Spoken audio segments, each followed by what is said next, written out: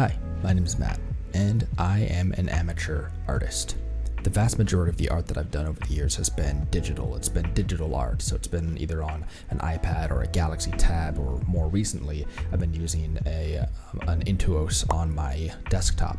But all of the art that I've done has been on computer. And so with this recent surge of computer-generated art, it's made me really interested in a weird way about just how far AI art has come over the years. Now, as I said, I've never done art as a full-time gig, but I can imagine and I understand people who are freaked out about AI art if that is their main gig. The biggest complaint I have with AI art is that it's unclear and not transparent whose art is being used to train the models that the art generation is basing its generated art off of. For those of you who don't know, AI can't just create something out of nothing. It's only as good as the sampling that was used to train that AI model. A good example of this is AI voice generation and voice replication. The voice synthesis model the program is using is pulling from a library of different words and phrases and inflections and tonalities that were recorded for the specific purpose of training that AI model. All we need to do is give it a sample. In a town where every day is April Fool's Day, the library is filled with upside-down books. So now we can regenerate this block of text using that voice that we just synthesized and compare, "Hey everyone, this is megaFAUCET and welcome back to the channel," to, "Hey everyone, this is megaFAUCET and welcome back to the channel." It's just off enough. It's just off enough to where if you actually knew me, you would probably know the difference immediately. But it gets those small things right, like pacing, vocal meter, tonality. It gets just enough things right to be adequate. And right now, with AI art generation and AI speech generation, that's kind of the goal. When it comes to replicating art with AI models, it sometimes is even easier than replicating voice. This is a piece I did a couple years ago, and I'm actually pretty proud of this piece. There's small things that looking back I can recognize are not good, like the eye shape and location is wrong, and then the texture kind of mismatches. You've got textured hair, but the rest of it is kind of plain and looks more chalky. But overall, I'm proud of this one.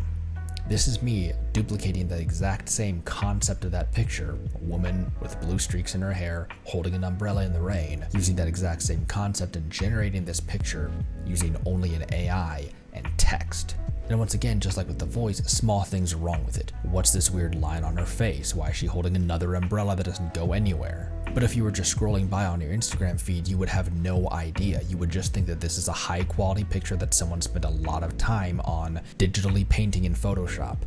But it's not. A computer made this with text prompts. What gave me the idea to explore this and make this video in the first place was actually listening to an episode of Distractable where Mark was talking about Stable Diffusion getting an update. And Stable Diffusion is exactly what I was just talking about. It uses word prompts to build what it thinks you want to make. That's the basics, and then you add things on top of that to make it a little more clear what you're looking for and to omit things that you don't want to see, because AI has a tendency to oh no, I regret. All right, pretty good. Here's the only problem with Stable Diffusion. It can be very limited in what it can create and the quality of images that it can create, because it has a lot of limitations that are built into the programming. Thus, it spawned a sister website, Unstable Diffusion, which is where we got this little nugget. Unstable Diffusion, as far as I'm aware, is the exact same software and the exact same kind of mechanisms that are behind the scenes work, but without all of the restrictions that kind of reduce the quality and the accuracy of what you're telling it to create. Because it has less restrictions, it has a reputation of being basically, let's just call it what it is. It has a reputation as a generator. But if you just throw some certain keywords in the exclude category, it's really easy to make really high quality artwork that isn't that. Here's another one of my drawings from 2019 that I'm, once again, pretty proud of. And this is AI taking a crack at it. Another one of mine from 2017. I was really happy with this one because I did this one entirely on my old iPad from college. The car thing is harder for it to figure out, and it could not understand placing the subject on the ground leaning against the vehicle. But as you can see, it still did a pretty good job, and it just poops these out immediately with nothing but text prompts. I legitimately have been using Unstability to create characters for the novels that I'm writing, to give a better illustration in my mind of who's talking, who I'm writing these novels about, and what these characters might look like. So once again, Stable understands the elf ear, it understands the hair bun, it understands all this. This is its sister website with the exact same prompt copy pasted from website to website. And I want to make something else really clear. This is all at the moment 100% free. Stable Diffusion did a really good job of replicating exactly what I was looking for, and it took a couple iterations to get it down, but overall, this is pretty much what I was envisioning when I was writing that Viking warrior character for one of my novels. Stable Diffusion and Unstable Diffusion are not the only AI art models out there. There's DALL-E, which is probably the more popular one because it's from OpenAI, which is the same parent company as ChatGPT.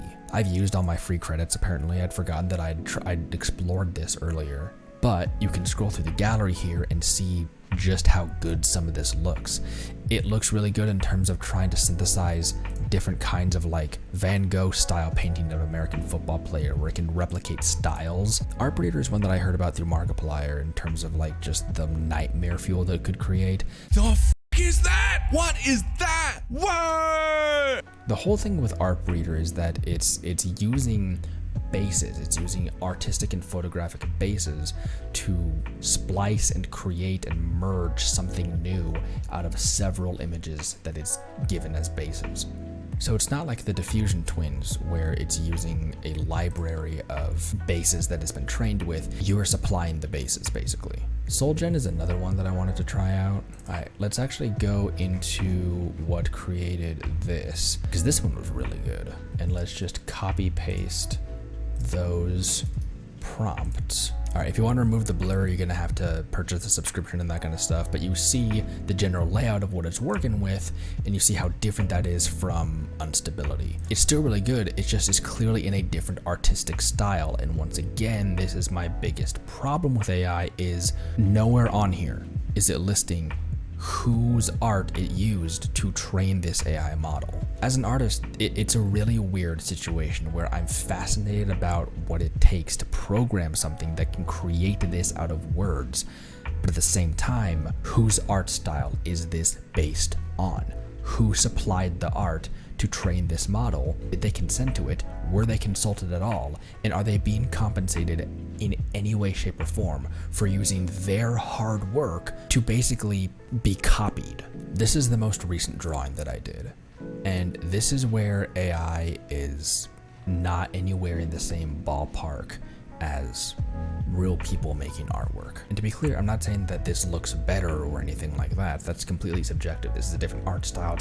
It's completely different. What I'm talking about is the finer details. As we saw, even the best AI generated art can have some weird things about it when you look really, really closely, as opposed to actual human made art. The closer you look, you see the flower necklace that Aang made in book 1. You see the panda lily from the Aunt Wu episode. These characters actually say the boy in the iceberg, which is the title of the first episode of the series. I think that's where a lot of people are coming from when they talk about AI art having no soul.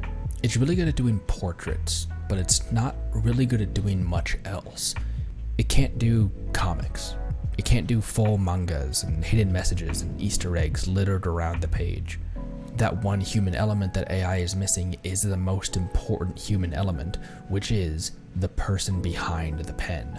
As much as AI can replicate other people's drawing styles, it's what they pour into it that makes it theirs. It's the little small Easter eggs that they hide in the background. It's the tiny little pieces of dialogue that make something endearing.